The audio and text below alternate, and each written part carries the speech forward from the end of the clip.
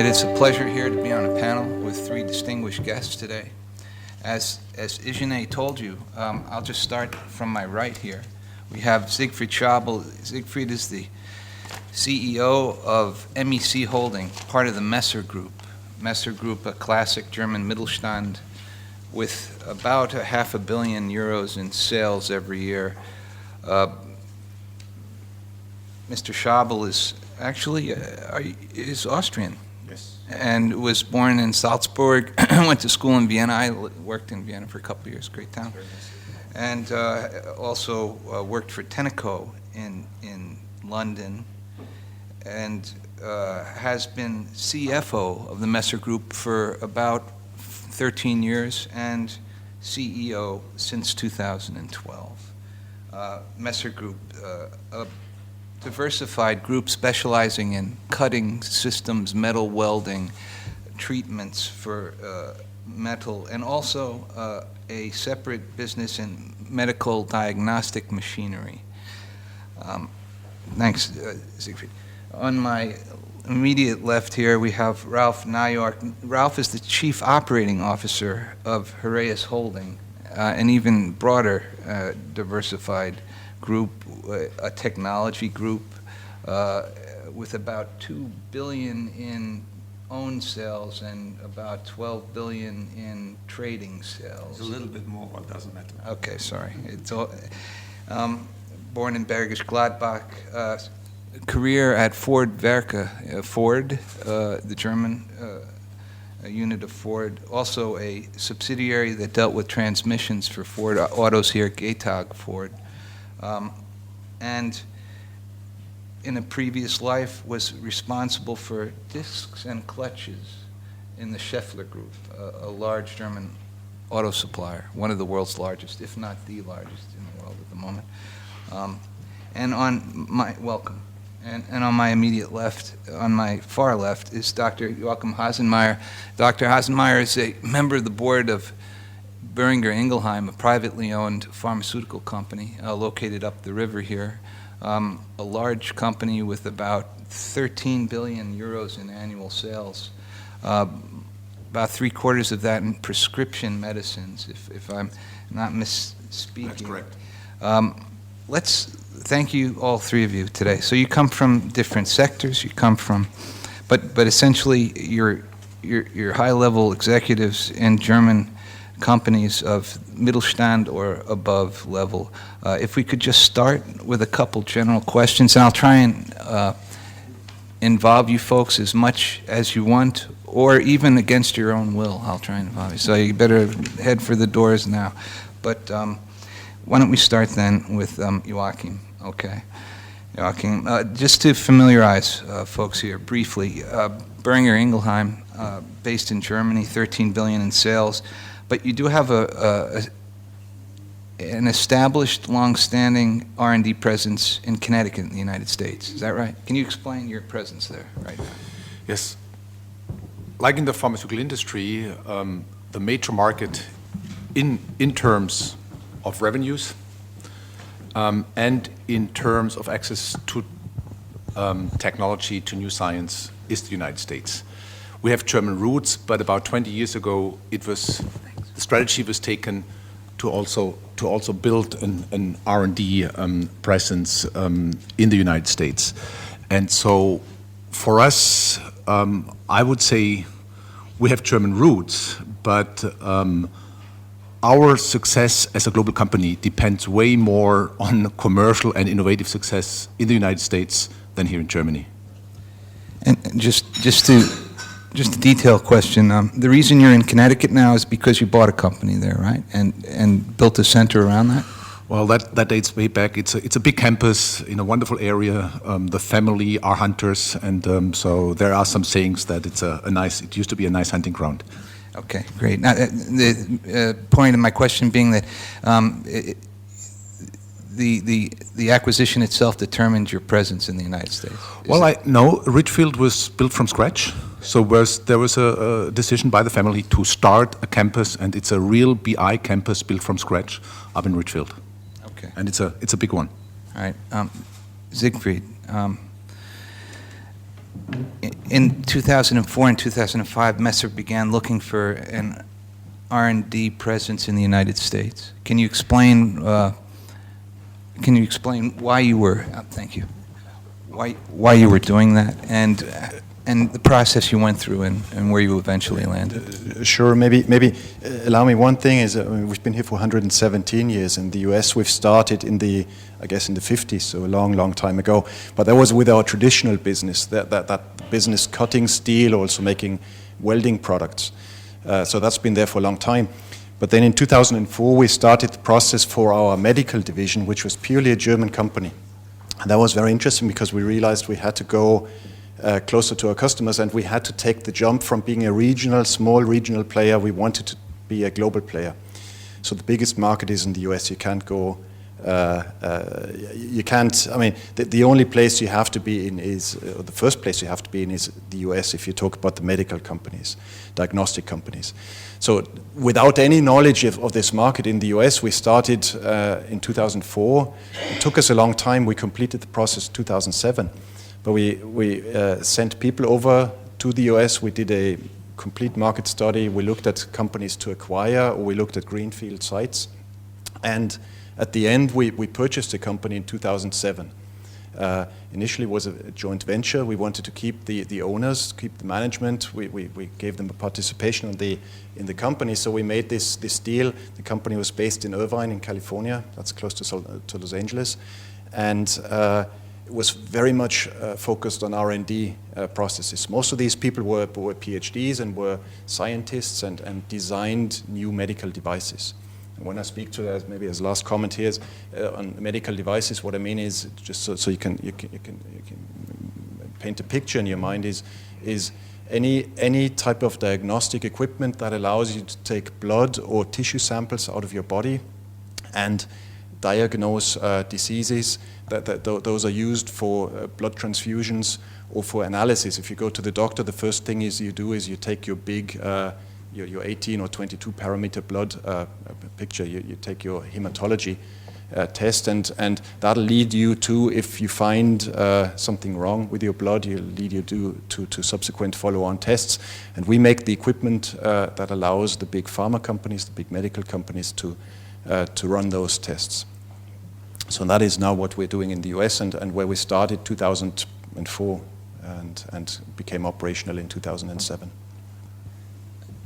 Thanks, Siegfried. And you eventually bought a company in California, right? Right. That was our first step. And that company is it still the same size as when you bought it, or have you expanded it? We've expanded significantly. I mean, we made our first acquisition in 2007. We made our second acquisition in 2011. That was in San Diego. We merged those two companies in 2012, and we also bought out our partner. We changed them from being a 50-50 joint venture to a 100% subsidiary. We then merged the two companies in 2012, and the companies now, it started with some 30-something people who are R&D focused. We've now got about 130 who are still R&D focused, but also have a small manufacturing presence in San Diego. Thank you. Rolf, you're Chief Operating Officer of Heraeus, but you're also responsible for planning the R&D structure of the group at the moment. Is that right? That's what you told me? Yeah, I think particularly when it is beyond the classical focus of business units, when we need to go integrated research, that's what I'm trying to push and drive ahead. So, I mean, as you try and predict the future and put the right structure in place, what are the main goals that you have at the moment? Do you want to broaden Heraeus' research network? Do you want to contract it? Do you want to move it from one country to the other? What can you tell us? Yeah, first of all, definitely we want to grow the business, but we also want to renew the structure of our business. We are a material company. As a material company, you're close to manufacturing. And whenever manufacturing industry is moving on, you have to follow, which is not always an advantage. You want to be higher in the value chain, not only on material, but on solutions. And when you go into solutions or higher end innovations, you need to be very close to the markets that are determining the speed and that are determining the technical direction. And when we talk here about USA, we have to talk about what is the US good at doing. Yeah? And when I talk about R&D in the US, I need to consider what is the US environment good at doing, where is the US innovative, and where are they not? Yeah, for example, if I would do classical car research, I wouldn't go to the US. Yeah, probably the heart of the predominant automotive industry is Germany at this point in time. Doesn't need to be in the future, but is now.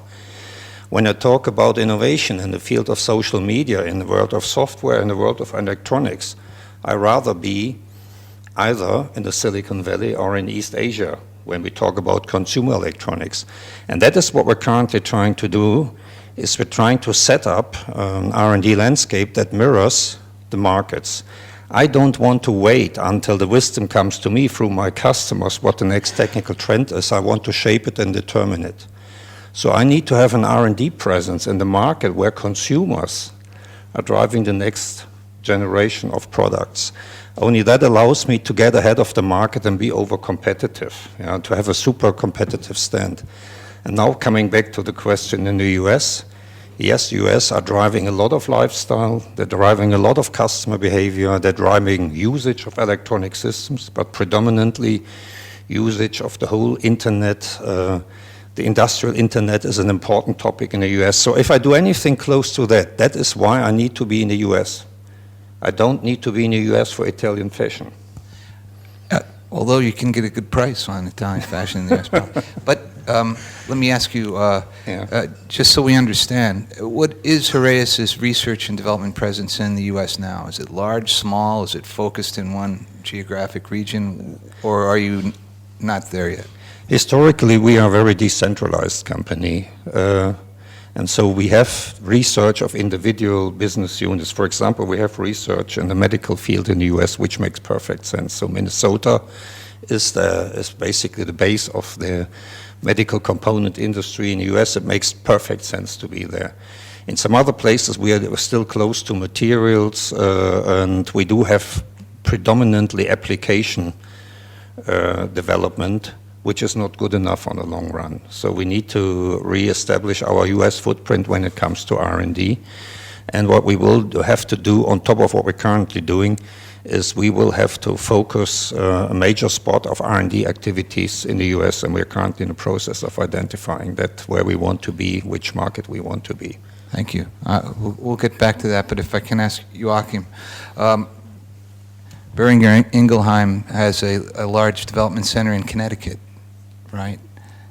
And that's true. Mm-hmm. And is Connecticut was a function of an acquisition that you? Well, no, it was organic, and then we had an acquisition, but Connecticut almost independently was started as a main campus for both R&D, commercial, and manufacturing.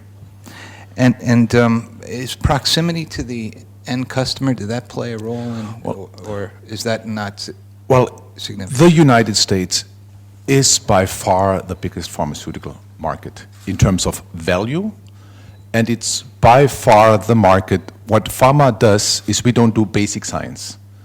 We pick up basic science when it's at a stage where you can develop it towards a product. Still a lot of research to be done, but towards a clearly defined product profile. And by far there are the most science research institutes in the world that found the basis for pharma to pick up are in the United States. Europe still is very attractive. So I would say the lion's share is still between US and Europe, Asia emerging. But so the combination of the market to be, because also the US, it's 35% of your global pharma sales, but probably 50% plus of global pharma profits. Plus the place to be to pick up science. Ralph mentioned, Siegfried, Internet Industry 4.0. It's the industrial internet, so to speak. In the context of MEC's R&D network, is that going to play a role? Or is that a marketing campaign? I think it's a big thing that's going to hit us. It's not a marketing campaign. Those people who say it's a marketing campaign will have lost the game before it's even started. I think it is going to play a significant role, and if you look at our machine tool business, that is going to be the major one revolution where we, as a high price manufacturer in manufacturing in high cost countries, can differentiate ourselves from the cheap copy companies who are coming up all around the world, but predominantly in Asia. And I think Industry 4.0 is the one big step that's starting as a development activity now. Contrary to what you said, it's for us, this is not happening in the US. The research on this is happening in Germany, but that was based because our R&D focus on software, on the machine tool business. Remember, that's a different story, different division than what I talked about before. And medical is based in Germany. And this is where most of our software engineers are sitting, and of course they are designing all the it's not just the Industry 4.0, but it's also the CNC controllers and so on. I mean, there's a lot of software that goes into these machines. I would like to respond to your point. I think I don't disagree. The technical work in the machine industry will very likely happen in Germany. That's very clear. The internet in itself and its future functionality will not be defined by Germany. We would be totally overstating our importance and relevance in that market. The shape of the internet will be shaped at the US West Coast or in China, but not in Europe. We would be good if we embark to the megatrends that are set in East Asia and North America on the usage, on the capabilities of the internet, and adapt with our industrial technologies like machine technology and make use of these mega developments. But the shape of the internet, the possibilities of the internet, what's coming up in new social media, that's not for us to decide. We are an overage society. We basically have no clue what's happening. And the important point, and that's probably where we're not in a disagreement, we need to be very close to where the trend is set. The trend of people communicating through social media, through electronic media, is in some other market with a very much different demographics from ours.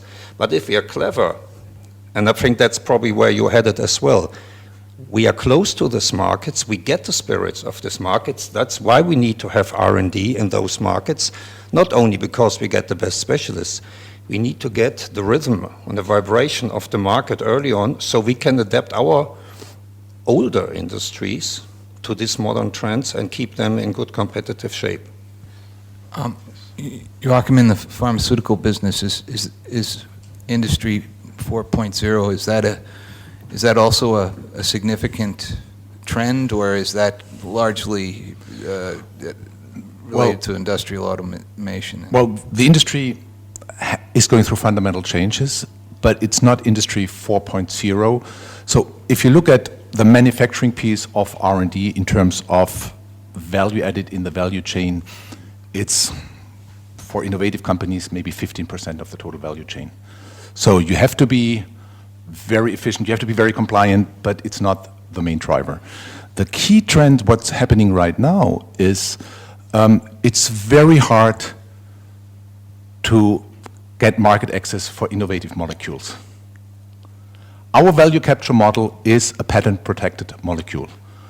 But in the past, we need to prove efficacy and safety, and now there is a lot of pressure on the healthcare budget. Drug prices are the easiest target, and we now need to prove economic benefit over existing standard of care, which very often is a generic treatment. So the hurdles, is the future of pharma a differentiated molecule, or companies, Google, are making big inroads into, there's a lot of talk about personalized medicine, knowledge, being it DNA, will there be treatments for individual people? There is a lot of inefficiencies in the healthcare system. It's not only, it's all about patient outcomes, what you pay and what is the outcome, and there are many diagnostics, what therapies work, what therapies don't work. So information transparency is also not in the case of in the manufacturing part, but across the entire value chain. So I would say there is no pharma executive out there who could tell you how pharmaceutical will look like 20, 30 years down the road. Will Google, and it's interesting how companies like Google pop up in pharma, pop up in the automotive industry. And so this is the big challenge, and there I would agree. I would say the trends are in the US, and not even in Asia, they are in the US. Siegfried, in your across your group, is the potential new competition from pure tech firms, is that an issue right now? Is that something you're keeping an eye on, or is that down the road, nothing to worry about?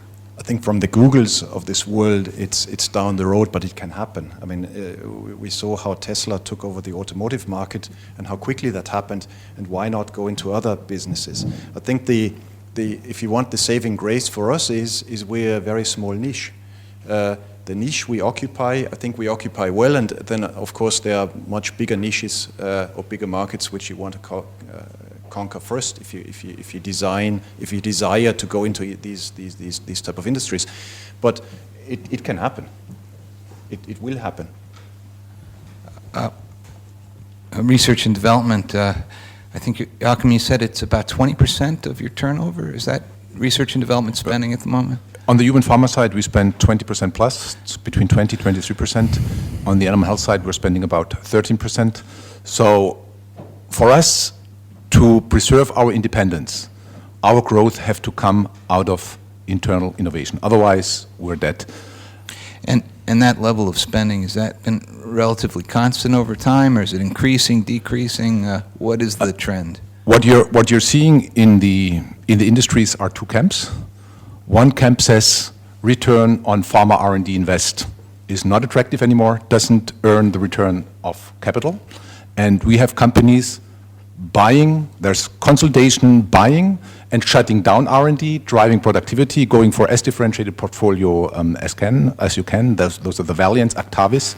They are coming from nowhere, making it up into the ranks. And then I said, it's very difficult to get price and access for your innovation, but also the hurdle has increased. So I would say that the second camp says we need to get even better, and our innovation needs to be more a step change from the past.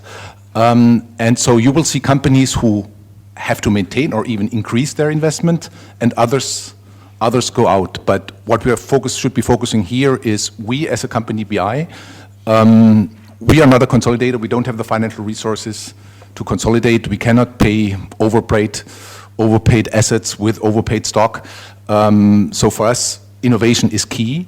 And that's why we have to somehow figure out, we have been very successful with the classical innovation game in pharma, but right now we need to find our way. What is the new innovation game in pharma?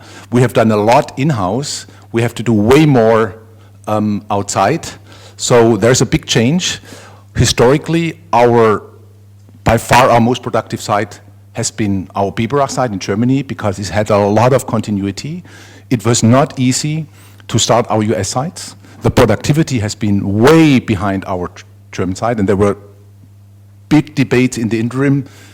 It's at least a third of our global R&D investment, and the results were not satisfactory for a long period of time. It's finally picking up. So for us, we need to be on the innovation forefront, and I would say the future of BI is more decided in the US than it is in Germany, if you ask me for my personal opinion. That's interesting. I mean, Rolf, Joachim speaking about the pressure that R&D spending is under, and that you basically have to, it's a harder sell to convince the board to put that money aside. It has to be a game changer. It can't just be as it was before. That suggests that the environment's increasingly harsh, and that businesses will tend to try and invest shrewdly where they know they can get return. Does that mean that at Heraeus you're looking towards Asia or other locales for future R&D expansion, as opposed to established markets here in Germany or in the States? No, I don't think that's what we're doing. First of all, every country and every market is hyped at a point in time. It goes through a level of excitement and then frustration before it stabilizes. I think it's probably true everywhere in the world. I think generically we can say usually a company, most companies have that. It's also true for North American or US companies. Usually most companies have a heart in some place where they have their DNA, where they have the big amount of their knowledge and their research capability. I know very little firms that are equally distributed over the world, and I wouldn't even know whether they are successful. So it's very likely that we will continuously have a strong presence in Germany. That is going to happen. That's what the DNA of the company is. But we need representation in other markets. Generally, I think, coming back to your comment, we will have to increase expenses on R&D. I think the model of not investing in R&D and sustain on the top of the competition is not feasible for Western developed countries.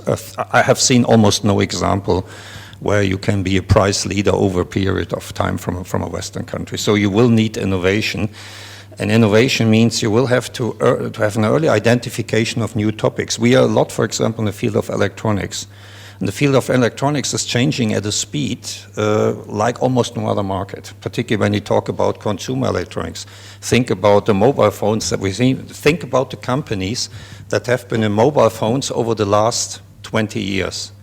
And they have all gone, except Apple and Samsung, and now they are under pressure from the Chinese. And even we don't know whether Samsung will be selling mobile phones or Apple in 5 or 10 years from now. And the market is moving extremely fast. And the problem that we have is usually that is not our way of life. The electronic market on consumer electronics is so fast that it doesn't meet our lifestyle. So if I want to predict what's going to happen next, I have to be in Asia, where the people set the lifestyle for the usage of mobile phones. And that, to me, dominates also where I want to be and how I want to invest. And for us, it's very clear, if we want to play in the world of consumer electronics, it needs to be Asia, not even the US. But we know in the US we need to have a presence because developing new business models, developing new ways of communication, developing totally new things, that's what the US is best at doing. And so we definitely need to have a strong presence in the US. US for us is probably the trend locator in the world. It's not about execution so much in the US. It's about scouting trends and identifying what's the next big thing. And that's why we need to be there.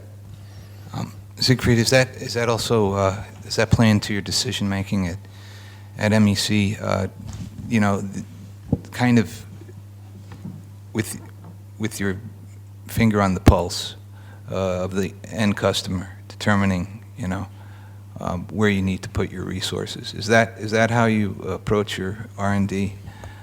Yes and no, of course. I mean, remember, our customers are different. We are purely in a business-to-business market as a final customers. If you go out of this hotel today, you can't buy our products outside, or it'd be very, very difficult. So I think we are, of course, one step behind, but of course everything that was said before is that Ralf said is perfectly correct. I think we need to think a step ahead in terms of what our R&D is doing, and here proximity to the customer is key. Well, we find it's even difficult for us to think about being based, say, for R&D in California. It's difficult to talk to the East Coast people in the US. It's almost impossible to talk to China. Because I mean, we always say somebody's got to be deprived of sleep if we have a customer in China. It happens, but it's very, very difficult. So really, what we need to do is we need to find a model where we can cover the world. We are very much in a local market. The biotech markets in the US and everywhere in the world are very much focused on certain geographic areas, and that's where we have to be. The importance on how we make the decisions in terms of what we spend, I try to not look at so much can we cut down cost, but what I'd like to do is I'd like to push the speed of developing something faster. It is much more expensive by magnitude factor of multiples if we take one more cycle of trial and error. If we develop something, don't completely develop it, launch it into production, and then start to find, we have a problem. It happens. It happens for our customers. It happens for us. And this, I think, is where we can cut down the cost and gain the efficiency of the R&D process. The biggest, so I think that's the two focuses. Yes, we have to be close to the customer, and yes, we have to cut our cost. But not so much in terms of a financial controlling aspect, but gaining the speed of and the outcome of technology developed in our companies. Thank you. I'd like to throw in a question from left field just to mix things up a bit, okay? And obviously I'm not asking you to comment on the matters at play, et cetera, but one of the big developments in the last week was a crisis involving Volkswagen, the largest automaker in the world, et cetera. And there was a lot of speculation in the media, at least, that this could have some kind of a spill-off effect on German technology and engineering in general, that it's a black eye, it's so to speak, for the... You folks are obviously in a position to know whether this is media hogwash or not, so I just want to run that by you. What do you think of this? If you ask me, it's rather makes transparency of poor German governance. I think we in pharma, we are heavily regulated. We have all learned the hard way, being it US companies, being international companies, operating in the US market. It's a country that has few rules. But don't go against these rules. I mean, the risk they took is, from a pharmaceutical perspective, mind-buggering. We have paid 600 million for a product that from the regulatory authorities have never been questioned, has always confirmed efficacy, safety. Just because lawyers found a couple thousand patients into a class action suit, we have paid 500-600 million for a product that is perfectly fine. But going against FDA, EPA, I mean, how naive can you be?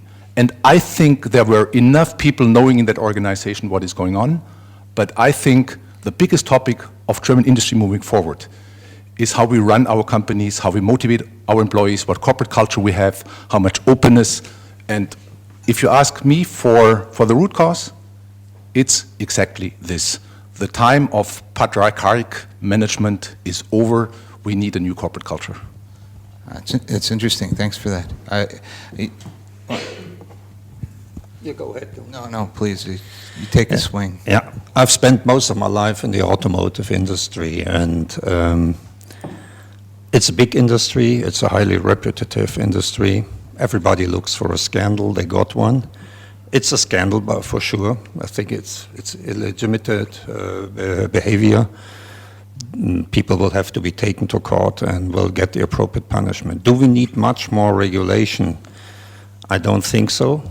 I think the laws are in place. They need to be executed, and that's it. Will we talk about it in a year from now on? We won't. There's other disasters. There have been key lock problems. People got killed. Please, what we have today, put it in perspective. I think it comes at a time when we're looking for some media hype, also to a certain degree. I think we will get back to normal relatively quickly.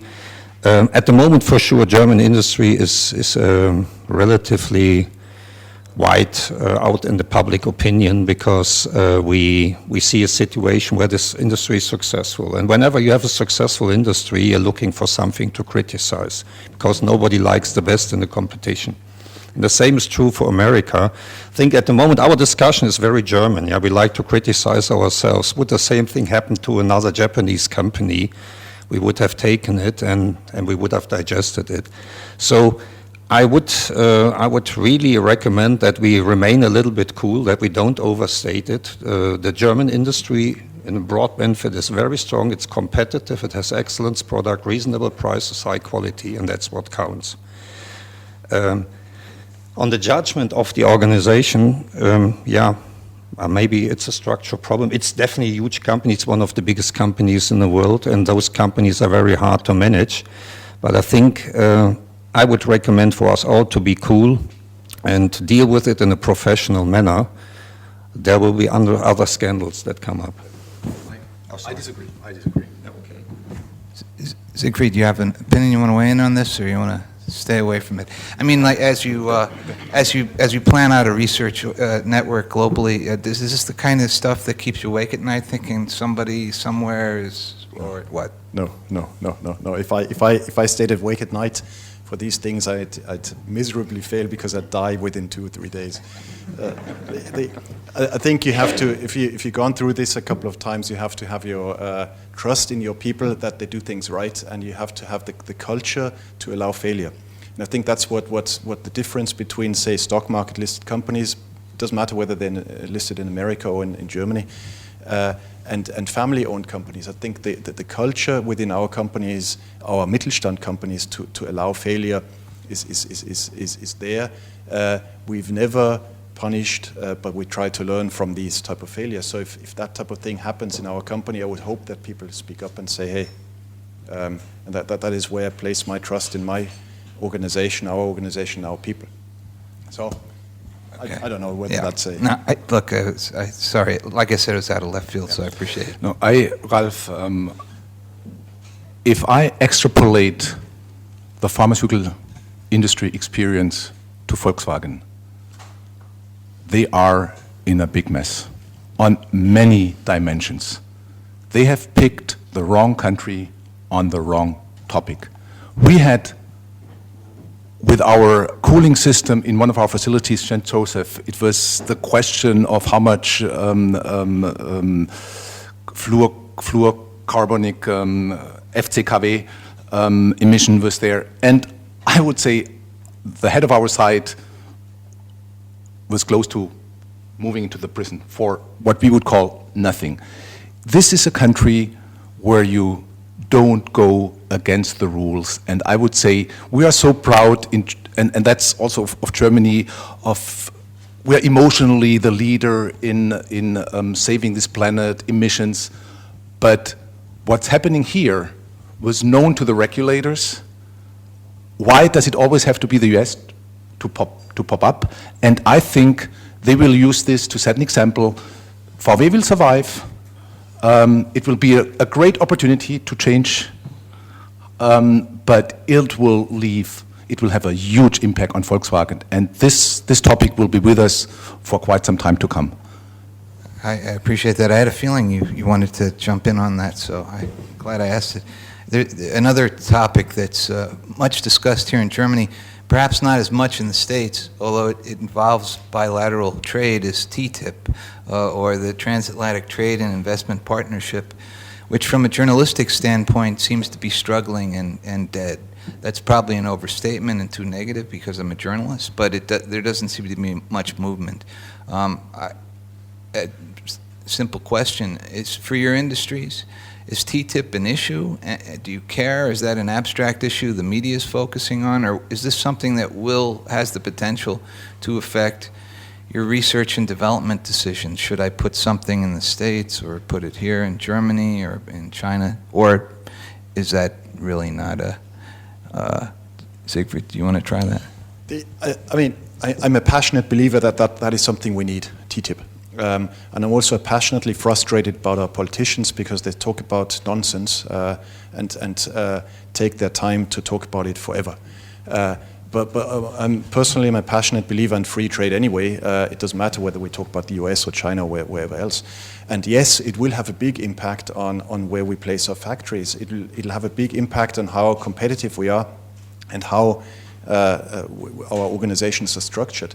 If we could do away with duties, if we can with the integration, we really talk about a global society economy, and this is the first step towards that. If you've ever ordered something personally from Amazon in the US, you do it once, you never do it again because you have to go to the customs office and pick it up yourself.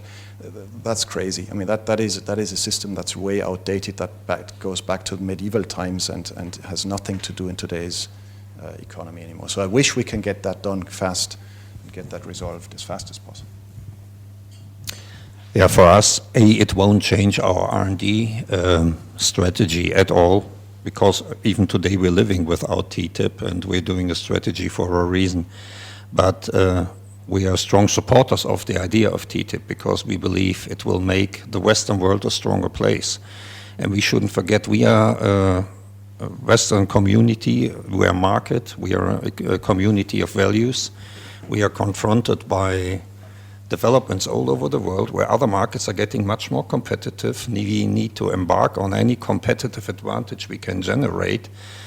And so far it's ridiculous. This whole free trade discussion is taken into the political environment, and very often it is not really factual topics. It is the taste of the daily politics where people or different parties are trying to take advantage of this discussion. I think we are missing an opportunity if we're not doing it. And I don't know exactly what the atmosphere in the US is. It doesn't seem to be as simple as well. Maybe it's even more critical in Europe. Europe is basically a mute place when it comes to economic growth. We would need any opportunity and we're disregarding it. It's a ridiculous thing that is happening in the public. And I think we all have to do a better job at trying to convince people that the advantages outweigh the disadvantages, and that economic prosperity needs business success that we base on elements like TTIP. TTIP is not the only thing that will make us successful. If it wouldn't come, it wouldn't be the end of the world, but we would miss out a huge potential, and that's a shame. Thank you. Joachim, the pharmaceutical business is very regulated, as you mentioned, driven by regulation, the approvals processes, the regimes in the States and in Europe, et cetera. Is TTIP going to change that? Is it going to make it all one-stop shopping? Or well, no? There is tremendous opportunity for harmonization. So let's say we could live with the status quo, but we see tremendous opportunity in TTIP. And for me, to be very honest, the biggest problem would be failure.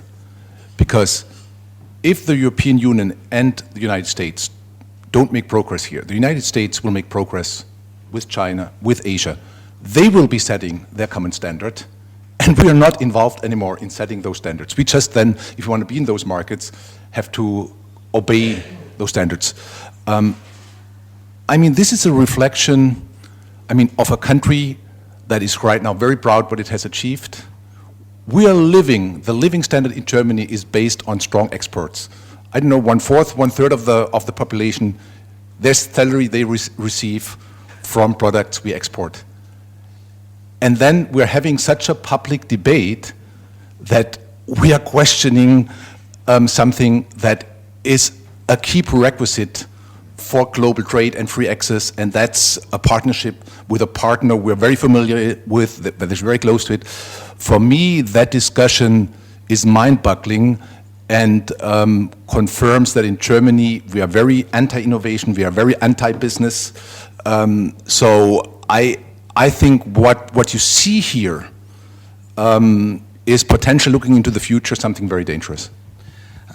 I mean, you describe a hostile environment to a pro-business, pro-innovation initiative. Is that, Siegfried, an issue for you as at MEC? Do you see an increasingly negative regulatory landscape here, and as a result, do you cast your sights further abroad, where it may be easier to do business? I have to say, the observation is right. It is negative, but it doesn't affect our business, I believe, today. We have to be careful that it doesn't do that in future. But all the discussion about genetically modified food, if I think back like 20 years ago, the most exciting part of going to the US was going to the steakhouse for dinner and having a steak. That type of steak was not available in Europe, was not available in Germany. And it's only catching up here that here in Germany we can have a good steak too. The US was leading that development. So it can't be bad. And of course the general public has a preconception that genetically engineered food is bad, therefore TTIP is bad, therefore R&D is bad, therefore science is bad, your surveillance, all of that is bad, big data is bad, everything's bad by definition. We have to do a very, very good job in communicating what this is for, how we use it, but for industrial companies it's very, very important. It becomes part of our business model, and it has to be used, it has to become part of our culture. At the moment, it doesn't impact us badly, but I think that's because we are not on the radar screen of these organizations. We are too small. Our organization, my company, the company I work for, is too small to be put on the spotlight of saying, these guys are doing something that is bad or that may or may not be bad in future.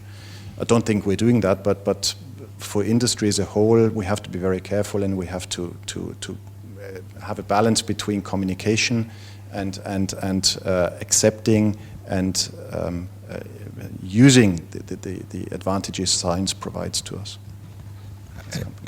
Ralph, do you see that also, that science is somehow not under attack, but that things that had been accepted as taken for granted in the past now have to be defended at a level that is surprising? Or how do you see it? There's something true about that. So I would see a lot of the problems that you both have described. I would like to shed a different light at it. We are here in Germany and also in other countries of Europe. We still have excellent companies, and we still have excellent researchers, scientists, engineers that can compete with everybody in the world. What we have more than other countries is we have a split society. And we have one part of the society, and let me put it in two halves. I'm oversimplistic here, but let me try to paint it as a picture. We have a third of the population that is working in a value-added environment that has to compete with the rest of the world to nourish the other two-thirds. And this part of the society and the community has perfectly well understood how to maintain worldwide competitiveness.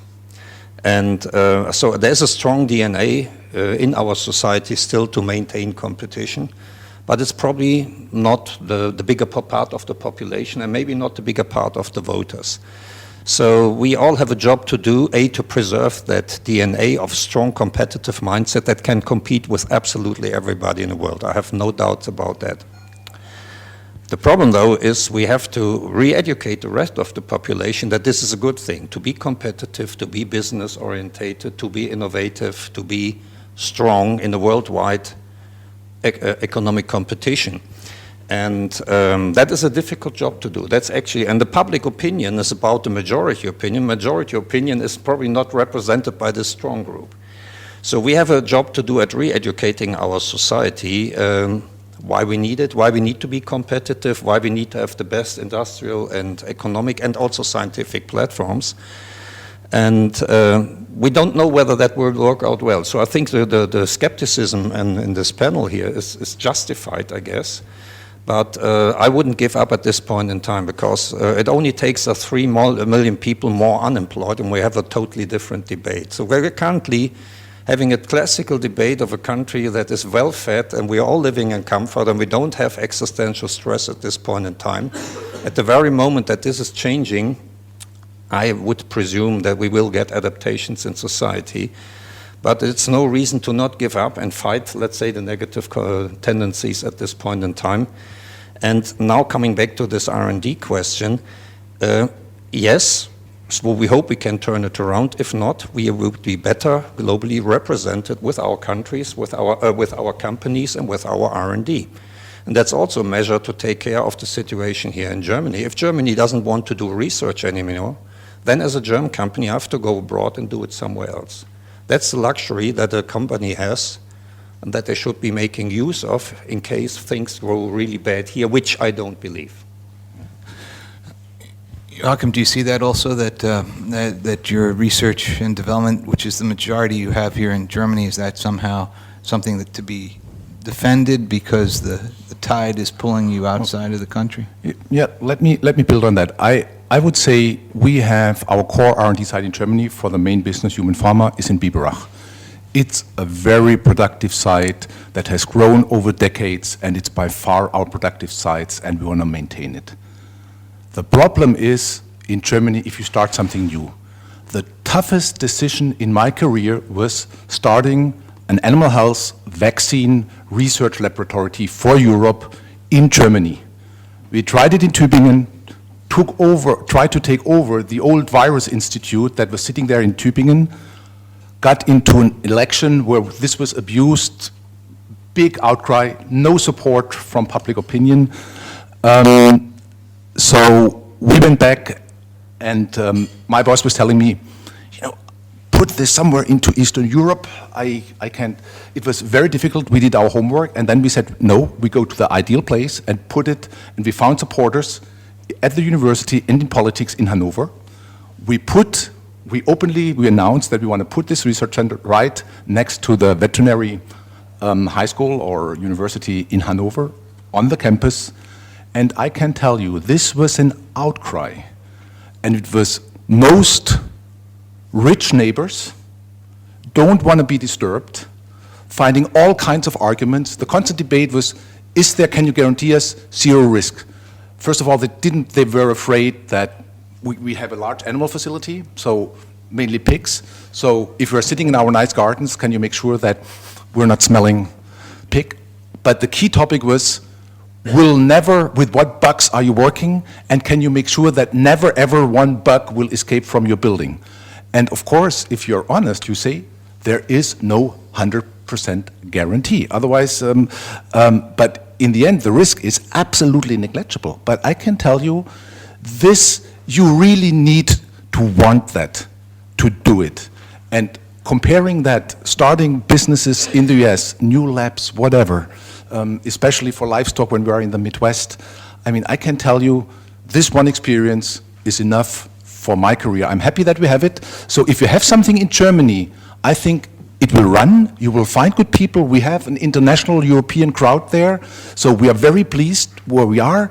But the effort it took is huge. And I can tell you, probably my career was most at risk when I was pushing for that location. Siegfried, do you find that you have to swim upstream in Germany to give people money, basically? Well, this is an extreme example, and we are nowhere close as being as dangerous as what you're doing here. I left it clear we're absolutely not dangerous at all. But no 100% guarantee. Statement. Everything's under control. No, the scientists we employ, they're software people, they're physics, they're laser people, they're optics people. None of that is bad, and quite to the contrary. I think there's a global competition for countries and cities, communities to attract these type of companies to invest. We've had many delegations from China to come and visit to say, don't you want to invest something in China? Eastern Europe, there were a lot of people who actively tried to pursue possibly moving, possibly opening something new, and of course that is something everybody would like to have. In Germany, they don't care. They don't care. We're already here. Quite to the contrary, there's a disincentive to invest to some extent. The unions, everybody else is always concerned about what happens, where we're going. Elsewhere in the world, they would like to attract that type of investment.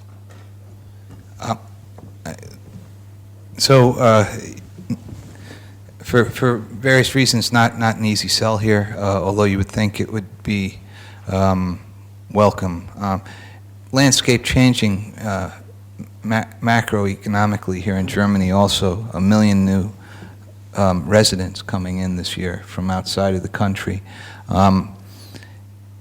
Germany's economic growth has been steady and resisted the financial crisis largely. Do you see the economy staying at its same level of growth over the near future, or do you see it changing fundamentally now? I don't see a fundamental change in the near future. Because the generic parameters of a competitive industry that are that you have the right product, that you have competitive operation, that you have the quality, that you can deliver just in time and be a reliable source of your product short term. Yeah, I think short term to mid-term, maybe on the 5-year horizon, if there is not an economic disaster due to the currency bubbles that we have around us, I don't see the competitiveness eroding. I think the bigger risk for our industry is we are very good at some industries that you could call very traditional, and we have managed very well to keep them competitive and keep them in good shape, and that is the manufacturing business, that is the car industry, that is the chemical industry and some other businesses. But these are all businesses that go on a very constant level. They don't have the biggest growth rates on the long run, and they don't consist of major innovations. And although I could call myself an automotive guy, I still am, but if the automotive industry has a major problem, this country has a big problem. And so we are very dependent on some industries, but we don't have a lot of new tickets in our product portfolio on which we could conquer the world or regain a lot of new business. And that is something to worry about. I think in the politics don't worry about it because they're interested in anything else but economy. But I think as a nation, as a society, and as an industrial environment, we have to think about how do we reinvent ourselves in 20 years, in 10 years, 20 years, 30 years from now on, when our classical success factors could come into a phase of weakness. And that is something for which I don't think we have a good answer. So we shouldn't panic about it, but we have to do something about it.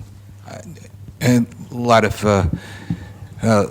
people coming into Germany now with a range of job skills, and some highly trained. Do you expect that 5 years from now you'll be hiring some people who have walked to Germany will be working for your companies?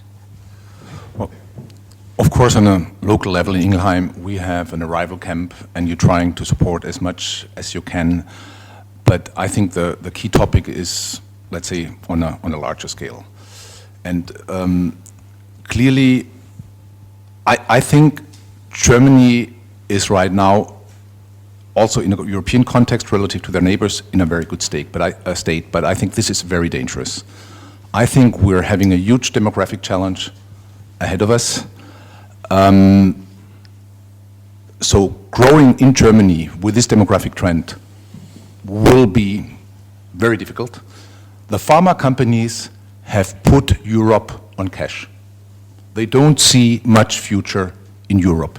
Europe has become an also market. You know, I'm exaggerating, it's still a sizable market, but with declining importance. So what we're worrying about is maintaining the US. Will the US continue to pay for innovation? And then the emerging markets. So, and I think that the trend for Europe, it's not only a German trend. We know our social welfare systems are not sustainable. And then, yes, there is opportunity. I think we need immigration. And I think you need to differentiate between help for Syrian refugees, people who really have lost everything and are not safe where they come from, and support them for as long as necessary. But also, I think Europe needs to move to an immigration policy like the United States, like Australia. How many can we integrate? And also, what kind of skills and who do we need and want to invite in that country? And that's the big topic in this country, in Germany. We are not pragmatic. Very often we're highly emotional, and what's going on right now, if there's no long-term solution, and this is embedded, you cannot solve it alone, into a very complex European setup and authority decision-making power.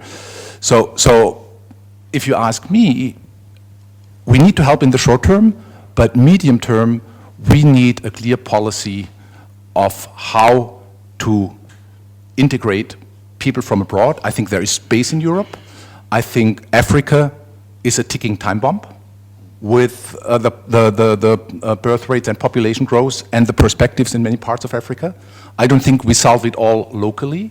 So I think right now, this topic, we're seeing the tip of the iceberg, and we're not Right now we're dealing with it emotionally. I think it's all good to help. But in terms of how the US would approach this, we are amateurs. That's interesting. I mean, it seems to be kind of the defining issue, at least of the moment, if not of the near future. I think the EFO Institute has estimated that the costs of 1 million people this year will be about 10 billion euro annually going forward. So not a drop in the bucket for Germany, but of course, significant issue. I'm sorry to diverge from our topic of R&D, but this is kind of the sexy stuff. So I thought we'd get to this and keep you awake. And now that I have, I wanted to ask you folks if you had any questions out there, if we've stimulated your thoughts. And there's a hand in the back. Somebody, do you want to? Thank you, sir. I've worked for an American company, and I've learned my first days when I was a very young manager that I should not talk about problems. From an American, my American boss. Opportunities. Opportunities. What we have a German Krankheit, what I hear all in the panel, to talk always bad mouthing Germany. We have problems, we are not pragmatic, we are hostile environment. Why don't we talk about the opportunities we have in Germany? We have a very good education system. We have very talented career folks. So why don't we talk about this? And so I'm a little bit disappointed that you still stand here in the public and backmouth Germany about our innovation. Oh, I think we should start now to talk about our good opportunities in the machine industry, the chemistry. So we're quite good at the international market as a small country. So we have to thank you. backmouth Germany. Just for truth in advertising, can you give us an idea of your background? What do you, what kind of business? Biologist, so I'm still genetic dangers. I'm a manager at Procter & Gamble for environmental safety, and I'm now working at this Chamber of Commerce. I'm hoping to be the next speaker. But I would like to have a little bit insight which opportunities we have in Germany. Okay. And not the specific problems we have genetic engineering. Thank you. So we're trashing Germany here too much. So what do you think? First of all, I think that's a very German thing. Yeah. And frankly speaking, if you want to be on top of the competition, you can never be satisfied. Not a single moment in your life. That's the key philosophy of the automotive industry. That's the key of the spirit of a Kaizen mentality, which, by the way, the Japanese have developed. We cannot be satisfied. We are leaders here, and we have to foresee what's coming up next. We have to see the next challenges. And you are absolutely right. We are in a super comfortable situation with a lot of issues coming up. I think we have taken advantage of a lot of our competitive factors in the past, to the point where we enjoy a top position, at least in Europe, and one of the best in the world at the same time. But I think at the same time, we have to recognize where we stand, what our perspectives are, and how we are getting better. And although this doesn't sound very nice, and I agree, it's not very American, I tell you, we probably have to be there, because on the other hand, if you're very innovative, if you like this Silicon Valley software companies, and you are so open to reinvent the world with permanently very new structures, I think you can afford and you should have a different mentality. If you're part of a more old-fashioned business that is highly competitive, that is well distributed over the world, and you have enough competition, I think probably you cannot afford this mindset. And so I think I accept your criticism at this point in time and your reflection. But I think if you're in a standard business, overly competitive, you cannot put yourself to rest for a single moment. And by the way, I think this, what could also be perceived as a negativism, is probably the strength of our economic position, like it or not.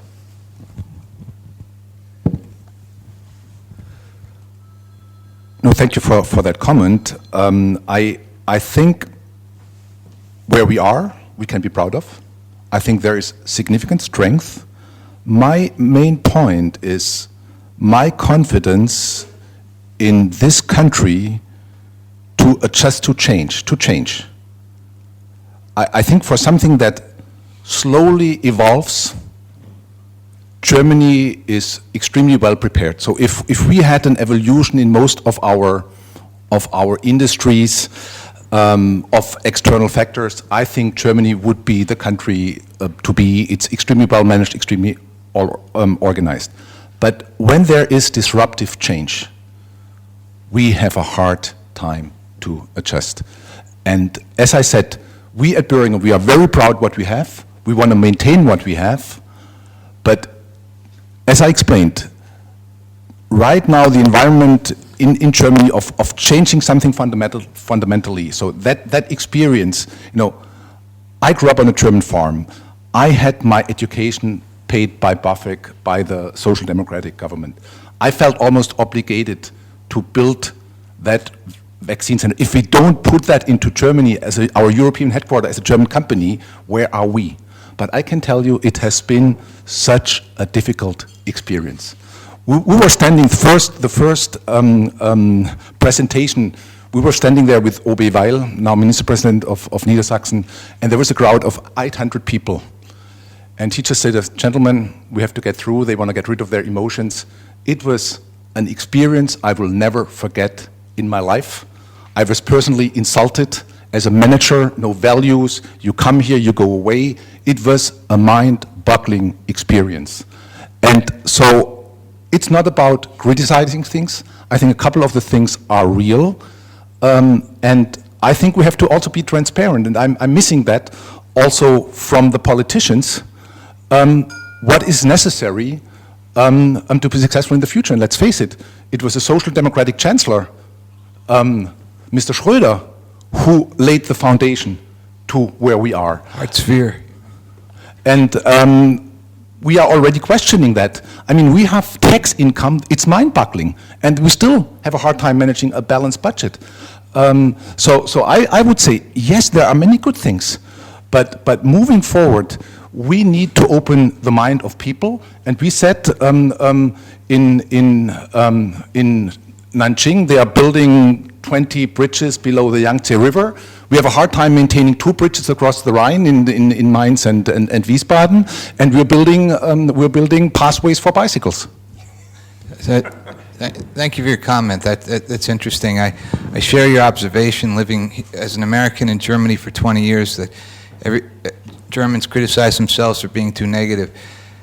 The U.S. political debate now is also very negative. So we've become more German in our to a degree. It's not always the pie in the sky, but there is still that too. I tend to think both things are exaggerated. I mean, Germany is what, 3rd, 4th largest economy in the world. It's not a Zufall or a coincidence that it is. So what amazes me about Germany is that despite all of the internal resistance that these gentlemen describe, it still becomes the 3rd, 4th largest, you know, and I wonder what would happen if those, you know, kind of self-imposed restraints were taken away. What kind of growth would be possible then? But that's a political debate here in Germany. Is there any other, please? I would like to drive back the discussion to the topic of research and development, and I would like to focus on the research side. Before asking my question to the panel, I would like to introduce myself because you asked for that. So first of all, I'm a professor at the Technical University of Aachen, and I'm teaching some students there, so I educate the future of your employees.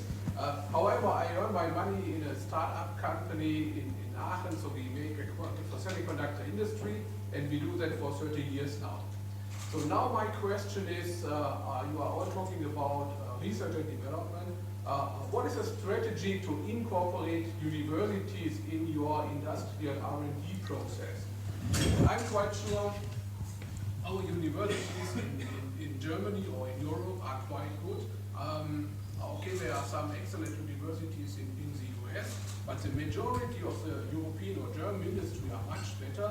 We have excellent students, we have very good professors, we have young professors, maybe badly paid from the government, But I think there is a huge chance. So I would like to know, what is your strategy to incorporate this research infrastructure, and research is one of the key topics of the university, into your innovation process? Does anybody want to take that first? Yeah, maybe I make a first start. Actually, we are operating in the field of electronics, and we are working a lot with researchers, but not only in Germany, worldwide. And then we find some good institutes in Germany that we work with in the field of electronics, but also in the field of chemistry. What's quite interesting is for us, particularly for us, we need strong ties to the industry. We maintain contacts. We try to invite scientists, and we direct the people from the universities. We try to establish contacts, but we also try to embark on new technological trends. One thing that I see sometimes as a risk is that universities, and that's mainly in the scientific field, not so much in the engineering field, sometimes are not very close to customer-related problems, so that very often they do research that is not so relevant for business applications. Yeah, but I think in the technical field it works very well. I've also been graduating from the University of Aachen. I know the University of Aachen is probably the highest integrated technical university in Europe when it comes to well-established ties into the business environment. So we totally support it, but what we also do, we're working with some industry research institutions in other countries. And I'll give you one example, and that is no criticism on you or your colleagues, but that tells you what the difference in dimension is when we talk about what's good in Germany and what other people do better. We come to industry institutes, for example, in Taiwan, when we do semiconductor research. You know, and we may well eventually even know the ITRI in Taiwan. Huge institutions with a level of equipment unparalleled almost anywhere in the world. And then you see in those countries, and they are not better scientists than Germans, not at all. But if you see the attention that is paid to industrial research in these countries and the level of equipment that they have, that's amazing. And we're facing competition. And as an international company, we have to go where we get the best conditions. Also, we need to be close to the market. That is about consumer electronics. We develop display materials, trying to do new research on that. So we try to work with all sorts of universities all around the world. But the problem for European and German universities is that partly they don't have the same level of equipment that we find in international institutions. And that to me is a shame, because that's a bad allocation of taxpayers' money that I would rather like to see some of the taxpayers' money in your institutions for you to be able to do farther and more consequent research. So we totally support the principle, but what we also find in other countries, sometimes with the push of the government, they're in a much more competitive position. Yep. No, I mentioned before, pharma companies picks up basic science, and for us it's absolute a must to know the quality of science and the areas different institutes are working on. And I said also before, probably in pharmaceuticals, Europe and the United States are still at the forefront of discovering new science in life sciences. Back in the 90s, one thought the Japanese would enter big time, but they never made it. And now the big question mark is about the Chinese. But from my own experience running a research lab in China, having close contact to Chinese professors, at least in life science, they are not there yet. So clearly, I think for us as a German company, definitely any interesting science starting in Germany and in Europe, we should be quicker than our international competitors, and we probably not always are, because they are smart enough to also identify that on a global scale. So for us, I think it's key, and I think especially the pharma industry in general has learned to give a much bigger portion of their R&D spend to third parties, being it research institute or being it then contract research organization or clinical organizations. So clearly also for BI, we have a tradition of trying to invent everything inside. We have started 2 big institutes, Molecular Institute for Molecular Biology in Vienna, and we just recently started another institute for molecular biology in Mainz, which was a donation of significant money. And there is close cooperation, but also there is a big debate. Is it right? And it's also criticized. Companies are giving universities monies. Are they influencing science? Is there free science? Do they ask for data that fits their needs? But I agree with you. We need to maintain the quality of institutes, but then also pick up what's developed there and look at information compression for music. I mean, this is German technology and was picked up by Apple. Yeah, Fraunhofer Institute. I think you're referring to there the JPEG, MPEG. Thank you for your question. You imply that you're feeling neglected and corporate Germany is not showing the interest. And I'm hearing that you don't have the right machines, or and that there are other universities that are better ausgestattet. I don't know if you share that view, but do you have any thoughts, can I ask you, on the chicken egg? If you're asking for money and they say, here's the money, and then they say, well, you're taking the money, so that's the results are not clean. How do you get around that as an academic? So I would like to answer the question on ITRI. I think the German or European universities are very well educated. They have very nice equipment. They have a lot of money. I think a strategy is missing, or industry must focus on the universities, talk to the universities, make long-term agreements to develop the things. I think we as industry, so now I'm talking as an industry guy, we have the obligation to use the tax money which is in the university, and then things become better and become really to support the industry. I think that is the key point. And that is what you said. There are very well established institutes. The Fraunhofer Society, I think, is in the world #1. So ITRI is copying the Fraunhofer model, and it's copied all over the world. And Fraunhofer is always a very good relationship between university and research. So my motivation is to really tell industry, use the resources which are available. Everybody is complaining about badly educated students, badly educated engineers and software guys. I think we as an industry, we have the duty to talk to the universities and to really use them. I think there is a lot of benefit. And I completely agree to you. I think we are well ahead of the Asian university landscape. So I think there are very good resources available here. Thanks very much for your comment. I appreciate that. I think I'm not sure I have to ask Ijeanne the question of whether we're coming to the end of our allotted time or not. We are. So she's giving me the hook sign. That leaves us time for one more question, of course. Does anybody have a question for our panelists that you'd like to ask? If not, then, sir, back in the corner. Just a question on the German innovation strategy. You may know that. Do you agree with this German innovation strategy, which has been designed by the German government?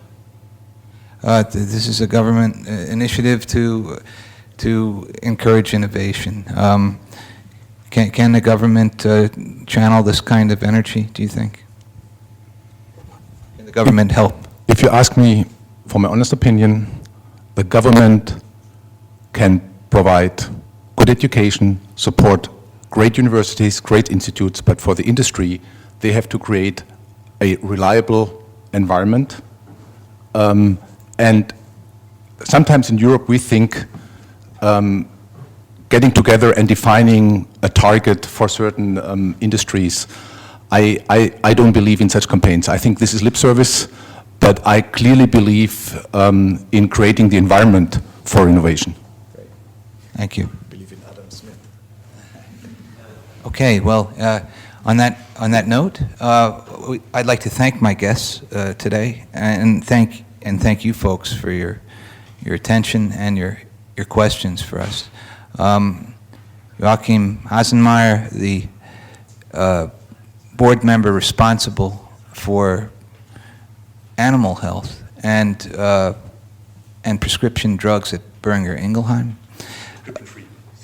I'm sorry, Rolf Najork, who is the Chief Operating Officer of Heraeus Holding, and Siegfried Schabel, who's the CEO of the MEC Group, part of the Messer Group, the Messer family, a local Frankfurt Mittelstands company.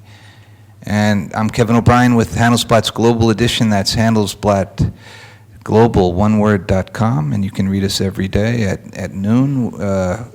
100,000 paid subscribers around the world, giving you the news from Germany, the German continental European perspective on the news of the day, business, politics, and culture. Thanks to our sponsors, thanks to our guests today. Thank you very much.